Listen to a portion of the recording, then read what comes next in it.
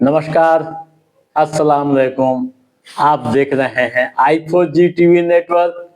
मैं हूं इंतजार भक्त। दोस्तों, रोजगार के इस खास वीडियो शो में आपका स्वागत है। आज के इस महत्वपूर्ण एपिसोड में हम फिर बात करेंगे नौकरी यानी बहाली की खबरों के बारे में। दोस्तों, बिहार में नौकरी की बहार आ गई है। अलग अलग क्षेत्रों में वैकेंसी निकल रही है और आवेदन की प्रक्रियाएं चल रही है। अभी के समय में बिहार के अंदर लेबोरेटरी असिस्टेंट से लेकर बैंक मैनेजर तक के बड़े पदों पर बहाली निकली है और आवेदन की प्रक्रियाएं प्रारंभ कर दी गई है। बिहार में सरकारी नौकरी करने की मंशा रखने वाले युवाओं के लिए यह सुनहरा अवसर बताया जा रहा है। राज्य के विभिन्न विभागों में हजारों पदों पर आवेदन प्रक्रियाएं शुरू कर दी गई है। योग्य उम्मीदवार संबंधित विभाग के आधिकारिक वेबसाइट पर आवेदन कर रहे हैं।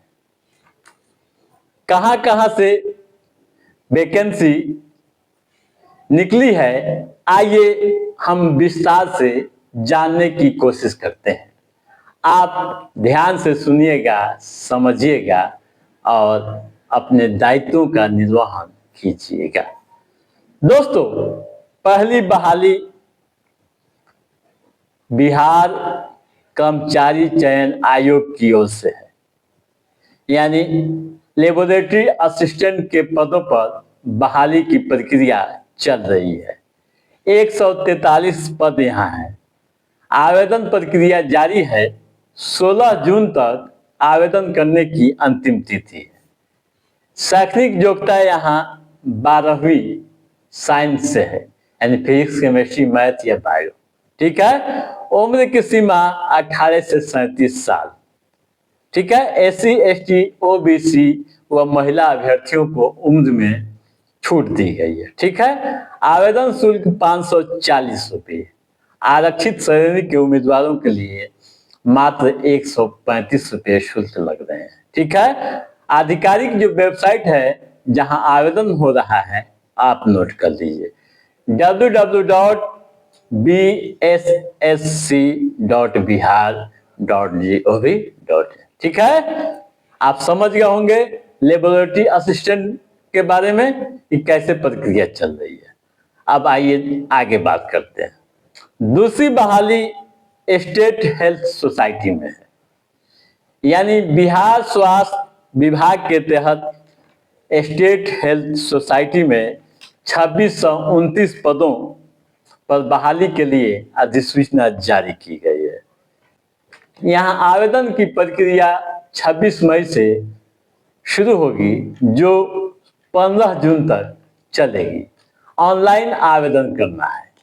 शैक्षणिक योग्यता की बात करें तो आप याद कर लीजिए BAMS, यानी आयुर्वेद चिकित्सकों की डिग्री है। उसके बाद BHMS होम्योपैथ चिकित्सक, BUMS यूनानी चिकित्सक, ठीक है, की डिग्री होनी चाहिए। साथ में बिहार मेडिकल काउंसिल से रजिस्टर्ड होना चाहिए। उम्र की सीमा 21 से 37 साल के बीच होनी चाहिए। आरक्षित श्रेणी के उम्मीदवारों को नियमानुसार छूट दी जाएगी।